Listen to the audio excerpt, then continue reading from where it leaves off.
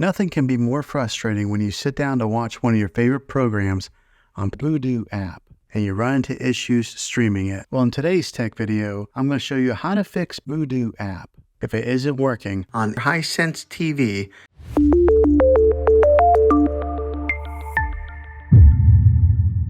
Let's see if we can fix your problems and get your Vudu app back up and running as quickly as possible. The first one, it's the easiest one to try, and that's to unplug your TV from the wall outlet and wait 60 seconds. Now don't be impatient here. Wait the whole 60 seconds, then plug it back in. This is very different from turning your TV on and off with your remote control. This is what we call a hard reset of your TV, so make sure you do this method. If that doesn't work, then find your router that is giving you Wi-Fi and unplug the power to that for 60 seconds. Then plug it back in. If it fixes it, great. If not, let's go ahead and move on to the next method. Try deleting Vudu app on your TV. Go to wherever the apps are located on your system and remove the app altogether. Then reinstall Vudu app again. After you reinstall it, you might have to log back in with all of your credentials, but hopefully this will work. And if that doesn't work, then I recommend buying an affordable Roku stick, Fire Stick, or Apple TV 4K and plug that into your TV and use that as your main streaming player. And you'll be able to access Vudu app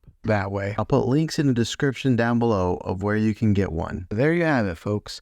If this video was helpful, go ahead and click a thumbs up on it. Go ahead and subscribe to my channel. I make tech videos all the time, and I would love to have you back in the next one. Take care.